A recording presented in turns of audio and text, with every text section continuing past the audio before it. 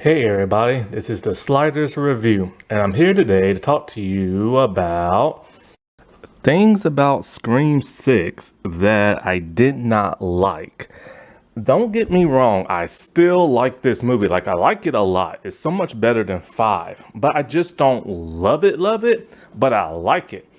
And so, but after watching it, I couldn't help but stop thinking about the movie, which you probably noticed. I've been making tons of videos about it lately and stuff. And it's just like every time I keep thinking about the movie, which I plan on rewatching soon, there are just things in it that just either makes absolutely no sense, or like things I just don't like, or things I feel like they dropped the ball on, that they fumbled and stuff. Because there's so much they could have got out of this movie, especially with the characters, and they didn't, which is odd. Because, like I said before, a slasher movie is not like a TV show. It's not like a drama. You focus on your final girl and everything, and all the backstory has to come with that person. But the other character, the side characters, they have to have something significant to do as well. And in this movie, it's just kind of like it's too overstuffed. And they need to stop dropping people like flies, and they won't do that.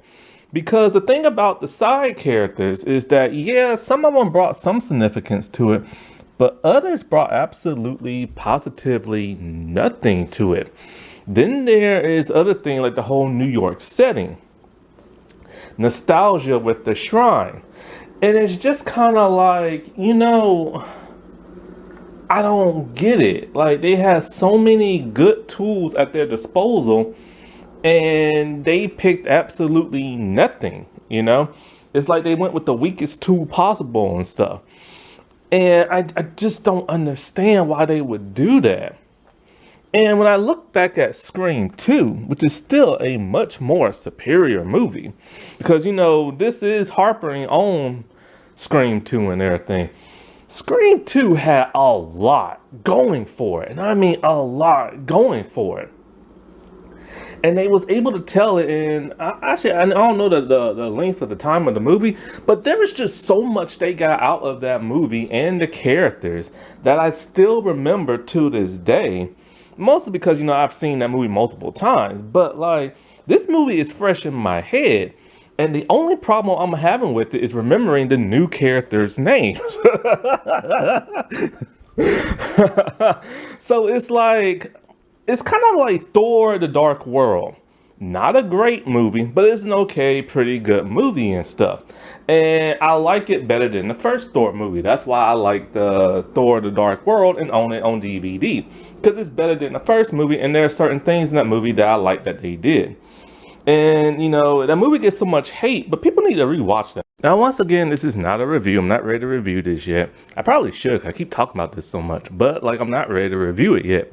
But, okay, one thing I did not like was Kirby. Now, here's my thing about Kirby. She was fine in Scream 4, but she was brought back for fan service and fan service only. Many fans loved her character in Scream 4, and they wanted her to come back. They just, for whatever reason, what, she's not dead. She's not dead. Stop listening to the fans, because sometimes the fans are not always right.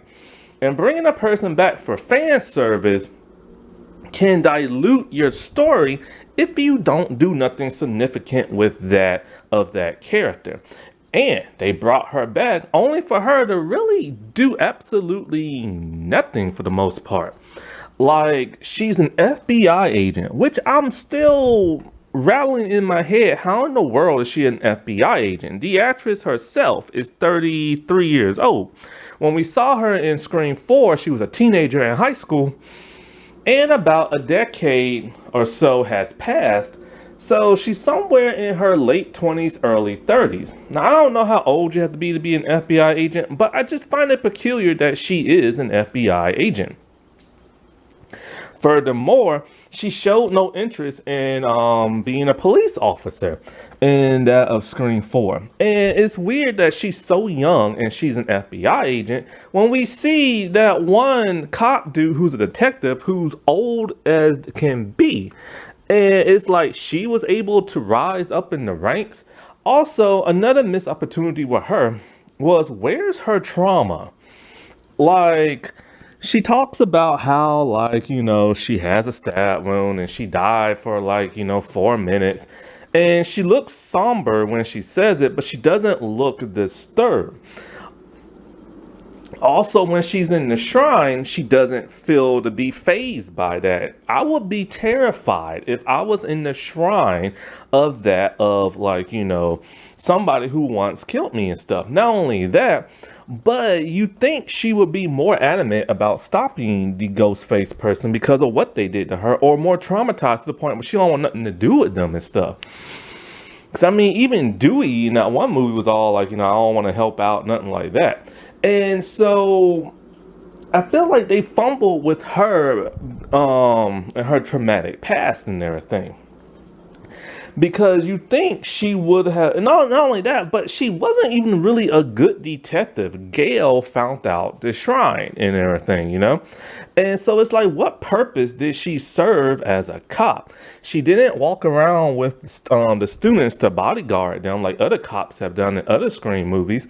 She was just literally there. Not only that, but the thing that made Kirby so memorable was that she was sassy. She was quick to, like, she was just sassy. Let's put it like that. She was sassy, and she had a knowledge of horror movies that could, like, even rattle the mind of that of Randy and probably Billy Loomis and stuff. And so all of that was non-apparent for her, and it was only a little bit when she was with Mindy and they started talking about movies. But then it's kind of like, she's talking about horror movies, but she seems to be okay with horror after what just happened. Like, she literally lived a horror movie in real life, a slasher movie, and she's still talking about horror movies like she loves them. So it's really confusing with her character. Not to mention, the actress really didn't give much of a performance and everything. She was just there and she was somber and everything. It's almost like she didn't even want to be there, or once she saw how small her role was, she didn't want to be there. Not to mention, when it did come to the final battle with, like, Ghostface, I think she got her butt kicked for the most part, I think. I can't really remember. I gotta rewatch that and stuff. I know she shot the killer, but that was about it. But for the most part, she wasn't in the climactic battle and everything, Like, I saw Tara punch and kick people more than I saw that of Kirby. And not only mention, but it's like, I don't like rewarding bad behavior. And the actress has been, in the limelight, in the news and stuff. Like, right before she got cast in that role, she was involved in some type of, like, hillbilly, like, restaurant bar type fight. And it got taken out into, like, outside. And it's because she has the worst taste in men. And many people was kind of like, how can you be an advocate for abused women where you're with a dude who's been accused of that and all kind of other crap, and you're out here fighting with, like, strangers and stuff. And then right after that, boom, she got, like, cast in, like, Scream 6. And I don't like rewarding bad behavior and stuff. Another thing in this, I don't know how I really truly feel about, but I also don't like, is Gail's presence in the movie. I am mixed and torn about her presence in the movie because of the simple fact. Gail has evolved a lot from, like, the past Scream movies. In, like, the first 3 movies, she was really, well, actually, the first 4 movies, she was really mean and really rude, you know what I'm saying? But even though she was mean and she was rude, she always had that soft spot for, like, Dewey in her heart. And she always, wanted to, like, catch the killer and profit off it and everything. The final girl always hates her behind, but then in Scream 5, all of that, or Scream 4, she was like, to the point of desperation, and because she realizing, she's yesterday's news. And so, like, in Scream 5, she mellowed down a lot. She evolved a lot after so many years of going through all this crap. She's no longer the angry person she is. She's no longer the jealous person she is. Her and Dewey have broken up. She has moved on with her life. She became a much better character and stuff, right? And also a bit smarter to that of Ghostface. Then we get to that of Scream 6, and she's right back from the beginning of being how she was in like Scream 1 and 2. She's back to fighting with the final girl, which is weird that, Tara and Sam dislike her, but it's because Gail profit off of their experience and everything. And so she wrote another book like she always does and pissed the person off, getting punched and everything like that. Then she pretty much just all like, oh, I found something. Because she's been doing detective work off screen. And that right there is the biggest pissy moment I have. Is that all of Gail's stuff that she's really good at, like, leg work and all this other stuff, they took that from us. They did not show us none of that and everything. All of a sudden, she found this shrine because she's been living in New York, and apparently she's known about this for the longest time and didn't tell not one person, not even the police and stuff. And, that was just such a missed opportunity. And then not only that, but like, she's wise enough to have a gun when it comes to killing, and her chase sequence was really nice. Her boyfriend, on the other hand, is like, why give her a boyfriend if they're not going to do anything with them? There was no chemistry. There was no nothing. I thought he was like her, like assistant at first, because, they had no chemistry. He barely said anything. We barely saw his face, and he was literally just there for the sake of like just being there and everything. And, then we find out, oh, she gets stabbed again. And after she gets stabbed, she disappears for the rest of the movie. And we're told, we're not shown, but we're told, oh, she survived her stab wounds again. So it's kind of like, why is Courtney Cox there? She can't be that strung up on money. She just can't. She was making $1 million an episode or season on Friends, and those residuals should be pretty good till this day. And not, or of course, they're not really paying people residuals like they used to, but I'm pretty sure they're paying the Friends stars some pretty good money because you don't see them on the picket line, and there's a reason for that because they're probably still getting good residuals. So why in the world did she do this? If they're gonna reboot this entire thing with a brand new cast, kill her off already. There was no point for her being in this movie. Either kill her off or keep her away. Another thing I didn't like about this movie was the nostalgia of the shrine. When we saw that in the trailers, boy, every fanboy and fangirl of this franchise was thrilled and excited. It's kind of like, what is this? Like at first people thought, okay, this is the real evidence locker room stuff from all like, the killings and stuff. But then some people are like, maybe it's just props or everything from the stab movies. So people was debating, is this from the stab movies? Is this from the real stuff? It's the real thing. And it felt kind of hollow because they really didn't do much of nothing with it. It would have been nice to see Ghostface in costume, or at least just a glove, idolizing the shrine or adding stuff to the shrine or something like that. It would have been nice to see somebody build the shrine.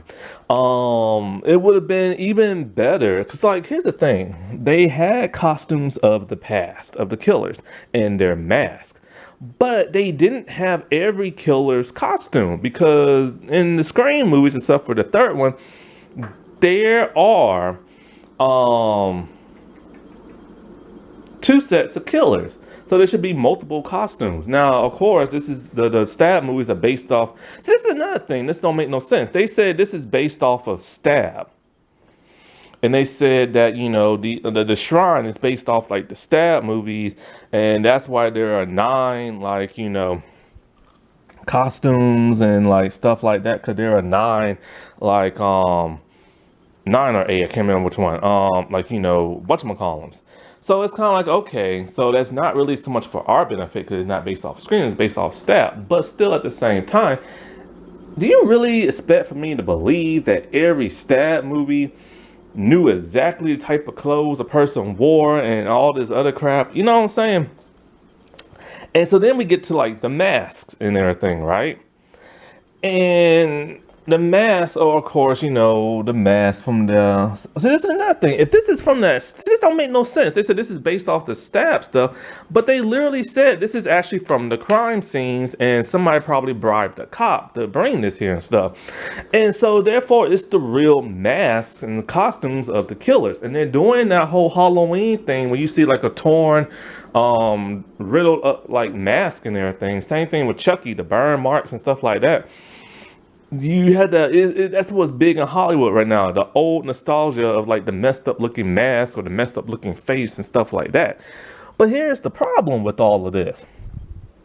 Every Scream costume basically looks the same. There are little alterations here and there. You have to notice them. The masks are not all the same. The first mask was a lot smaller. Then they started getting a little bit more droopier. By 4 is a little bit more sharper. But the thing is, you really can't tell, especially with the worn and tear of the mask. So when they started going on the shrine with the killer and talking about, oh, this is the knife that was used to stab you. This was the mask that was used for to chase you around. Us fans don't know which costume goes with which movie and stuff. So it's a little hard to like really take in that, you know what I'm saying? Because if we don't know, why should we get invested? What they should have did was have a cult of Ghostface, a group of people who was part of like the killing sprees, and each of them take a certain costume, and only a certain one will chase after the main cast and that main cast member only. And so when they came, well, then it wouldn't make no sense because then of course Scream 5, that one killer went after them. But then Gail was in like pretty much all the movies that anybody could have with her. The fourth movie could have had chasing after Kirby or something like that. And then we would know right then and there who is which costume went with which killer and stuff. And not only that, but we all guessed it had to have been a cop that made that shrine. But there was only 2 cops in the movie. So if it ain't Kirby, it's the old dude and everything. And so like I just felt like also that was kind of like a big letdown because it was Detective Wayne and everything. It should have been Kirby who made the shrine. Cause think about it. Okay, the detective dude helped make this shrine for his son Richie. It's like, really? Y'all are trying to make Richie the biggest ghost face of all time, so big that he had a shrine and drew pictures and made his own movies? Just because the actor is moving on up with the boys and Star Trek Lower Decks and all that, don't mean he has to be the hype man. You know what I'm saying? So it's kind of like, I get it. The detective dude probably bribed some people to take it, but then you think somebody would have turned him in. Probably, you know what I'm saying? But no, this shrine is for Richie and everything. And this is Richie's little place he likes to go to and stuff. And it's kind of like the problem with Richie is that we had the ruse of him, not liking horror movies and never seen the stab movies and all this other stuff. Kirby, on the other hand, loves this stuff. She is a freak for it. So therefore, it would have been more logical to have her build this shrine. Probably, maybe she's screwed up in the head. You know what I'm saying? Maybe she's not the killer, but she's screwed up in the head. Though where, even though she was traumatized by all this, she still loves the stab stuff. We still see she still loves like horror movies and stuff. Now, again, it would have been a whole lot more scarier if, like, you had multiple killers and they chased after multiple people.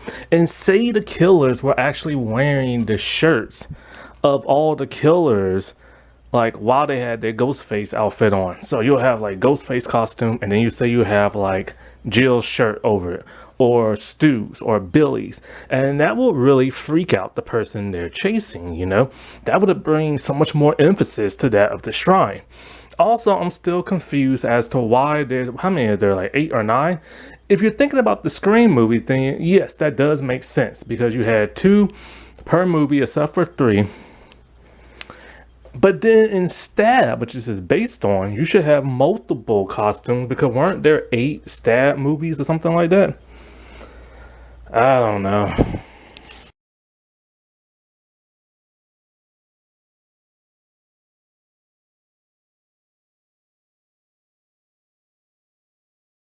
Another problem I had was the New York setting. Now, a lot of people was all like, how are they going to use New York? New York is so different and this and that. New York is a big place, such a big place that there are always people on the street. You can't escape people of New York. So that always made me wonder, how the heck is Ghostface going to maneuver around the city when there are people constantly on the street? There are people constantly throwing like personal mini parades. There are people like, you know, in costumes begging for money.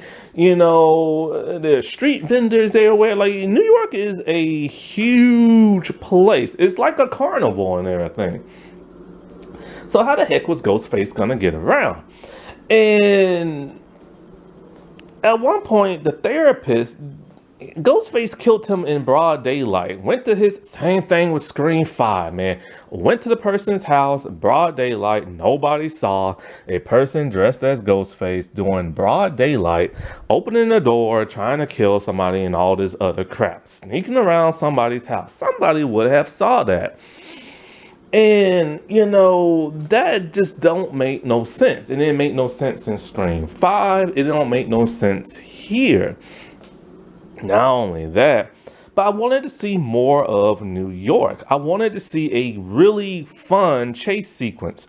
Like, because the thing about it, it's like Halloween month and everything. So everybody's in costume no matter what day it is.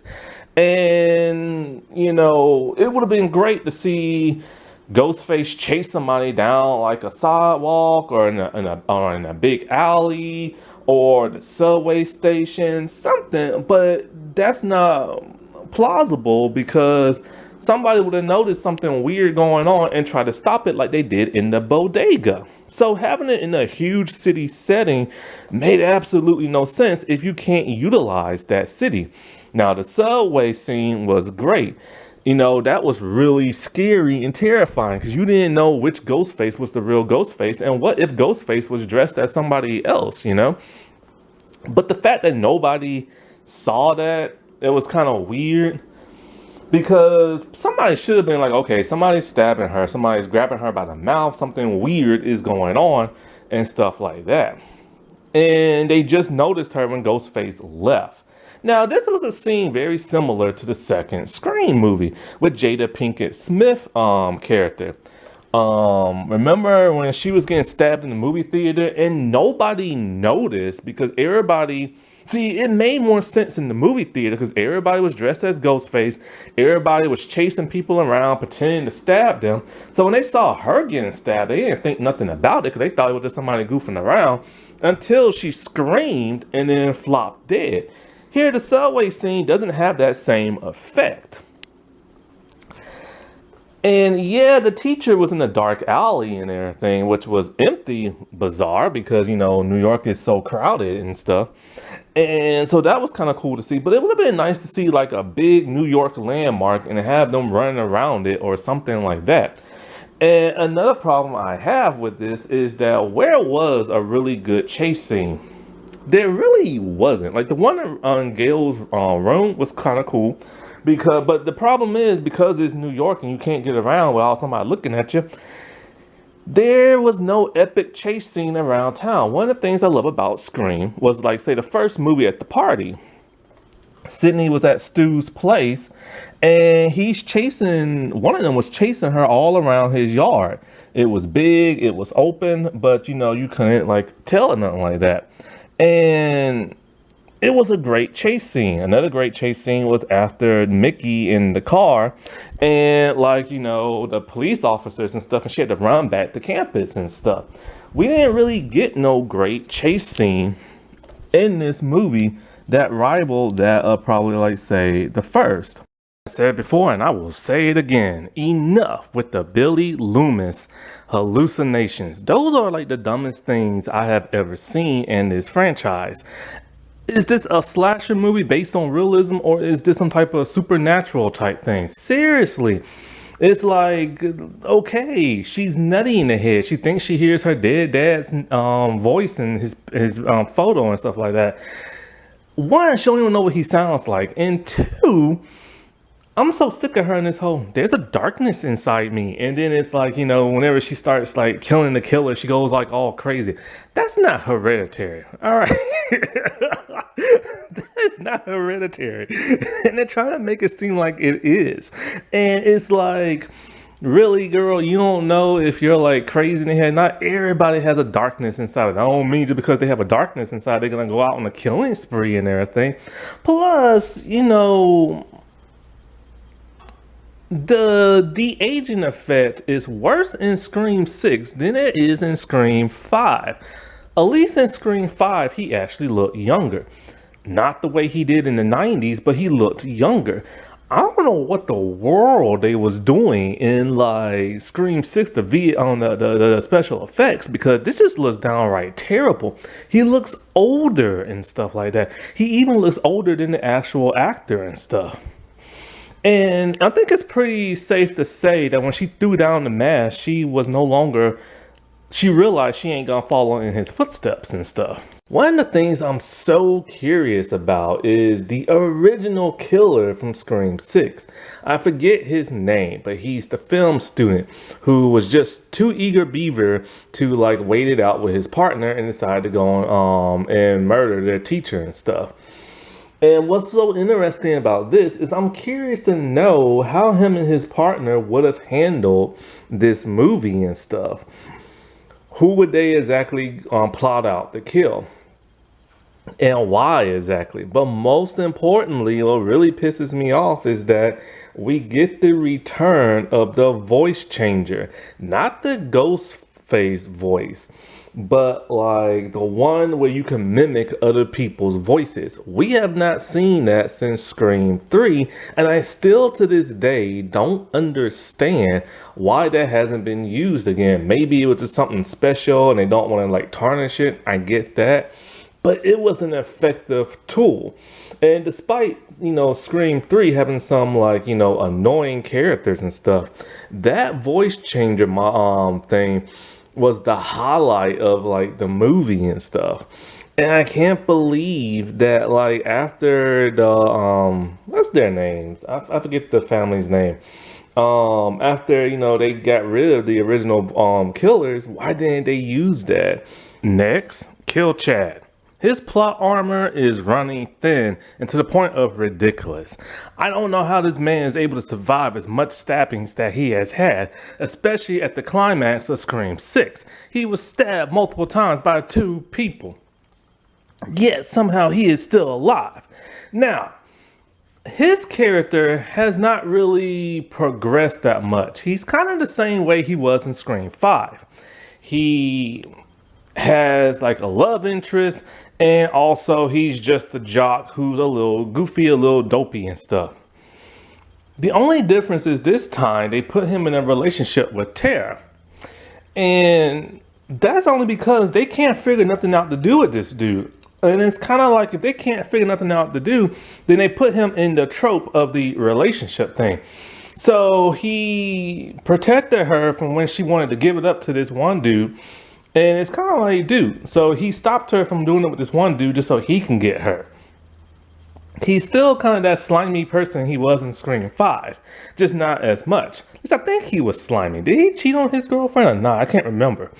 There was something about him in Scream 5 I didn't like. But anyways, they can't think of nothing to do with this character, so it's high time for them to either come up with something completely new or get rid of him. Another thing that bugs me is how they didn't take full advantage of the college. Like, they was barely on campus. And the thing about Scream 2 is that when that came out, I was still in high school. And, movies like Scream 2 and Saved by the Bell, the college years, really gave me an insight into what college life is like before I went to it and stuff. what the classroom setup looks like, you know, how the students interact with each other, the little common area, the dorms, you know, all kinds of stuff like that. The larger buildings, the way the professors are. I didn't get a sense of none of that in this movie. I mean, yeah, they went to a party, but you know, I already know what that is, and most other people do too. But you know, it's like if you're gonna be in a college, why not be in the actual college? Show one of them going to class. What were their majors? You know, it's like, you know, don't just have them in college just for saying they're in college. Because what was the point of it? Like, nobody knows what none of their majors are. Nobody knows why they're there other than saying, you know, kids need to go to college and stuff after high school. And they could have literally just said that, oh, you know, they're just like um 18, 19, 20 and have no not going to school. They could probably have a job, something like that. So what was the point in putting them in college? Next are minor characters. You know, I understand they brought in these new people just to kill them off because they didn't want to kill off their surviving cast. But introducing minor characters and killing them has no weight or significance to it. It's similar to that of The Walking Dead when they don't kill a major character but just kill some recurring person nobody cares about. I made a video about this already. Go watch that because there's really no point in repeating myself. But basically, if you're going to introduce characters like this and give them a certain title, especially that of, say, Gail's boyfriend or Mindy's girlfriend, give them something more to do before you, like, get rid of them. Now, granted, the therapist isn't like a major or even a medium character, but you think he should have a little bit more significance, similar to that of the principal from the first movie. And last but not least, the major thing that pissed me off was the family of killers. Not the fact that it's a family of killers, because like I said before, I think that would have been cool with the twins and the twins' mom, or like, you know, Randy, pretend like he never died, right? Fake death, whatever. That's okay. My problem with the family is that they're very boring and stuff like that. Now, I will give credit, yeah, the dad raised 3 psychotic kids and everything. He's supposed to be a cop. It would have been nice to delve more into that, but we really don't get that. All we get is that, you know, Richie was just nutty buddy in the head and he really liked horror movies and stuff like that, and somehow the rest of the family became that way. Especially when they want to avenge his death and everything. But my main problem with the family is that, like, okay, one, apparently they're stationed in New York and Richie left. Okay, that's fine. That normally happens.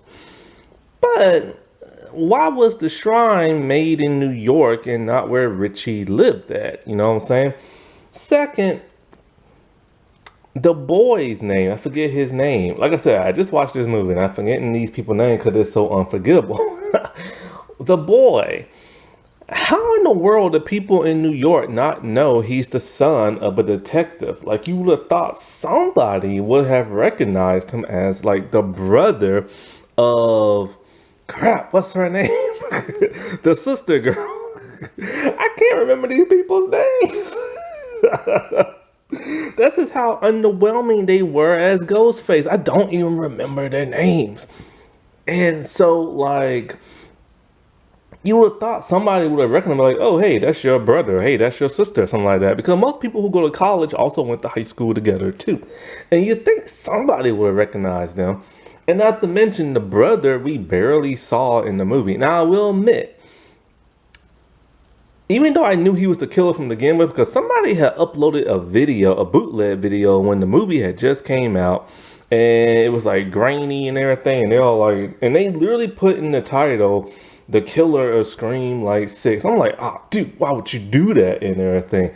And so that video then got taken down, but like, yeah, it totally spoiled it for me. So I already knew he was the killer. Then somebody else posted a video spoiling who the father was of the killer. Like, crap, dude, now I know who two killers are. And then the actress, about 6 months later, because remember, I have tinnitus. So I don't go to movie theaters no more. I have to wait till digital and Prime, but not Prime, but Paramount Plus, and I just re-got Paramount Plus again. So then the actress who plays the girl, she reveals she's the killer on Instagram. I'm like, crap, dude. But in all fairness, about 6 months had passed, so whatever. So I totally understand that. And but like, crap, dude, like the killers just just all got revealed to me. But at that same time, when I saw that the first killer was the brother, I glanced at the screen and then turned my head real fast. So I couldn't remember which guy was the killer. Now, I didn't even suspect this dude was the killer because he was barely in the movie and he was so convincing as a dopey person. But like, other than that, we really don't know nothing about him. We cared about him thinking, oh, Mindy's blaming him and he might be innocent, but no, he's not innocent. But like, I don't know. It's just, okay, the dad. I like this actor. I've seen him in multiple stuff. He always plays the same type of person. He always plays that stern, mean type person or a bad person, normally a government figure or like a cop. And he's really good at drama and stuff like that, right? And action thrillers. But comedy is not his forte. Because once he was revealed, he did the kooky, like, killer reveal thing with the facial expressions, and they just wasn't there. And I'm just like, dude, you're trying too hard. As for the brother, he was just a dopey dude, and I'm just like, I was still like scratching my head. Oh, you're the killer? You're related to these people? Like, what the work? How did nobody not know you the brother? So I was just like, whatever with him. But what pains me even more is the sister. Now, the actress, I'm a fan of hers because of Light as a Feather. Very good show, right? And she was pretty good in that. It's on Hulu. There were times where she was flat in the second season of Light as a Feather, but that was I assume that was only because her character was going through something. But as I watched the entirety of Scream 6, first of all, the whole fake out death, like I'm like, okay, you're not really dead because I already know you're the killer. But if I didn't know that, then that would have been very cool and everything. Because also with the whole fake out death, how did the dad get her body before the coroners got it? Like, how? She had a huge gash on her throat and blood everywhere. Even in Scream Queens, the television show, they had it to where, like, the boy faked his death and he went to the coroner and they went and got his body from the coroner.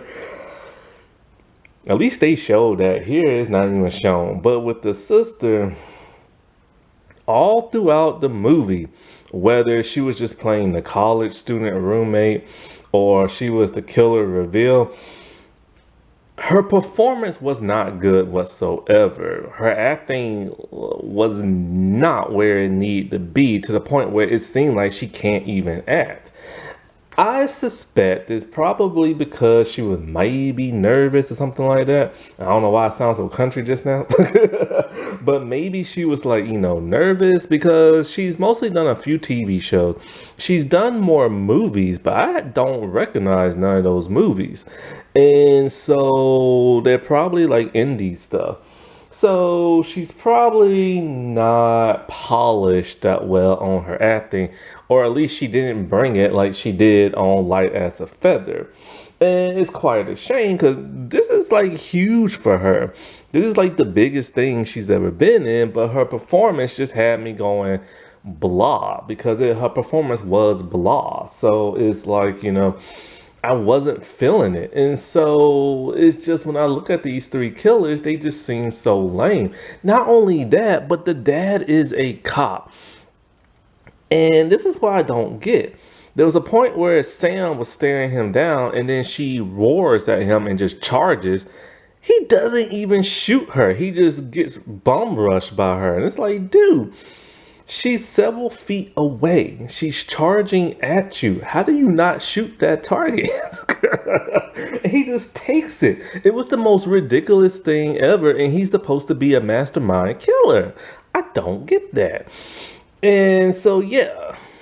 These are all the things that bugged me in like the movie. Everything else was fine.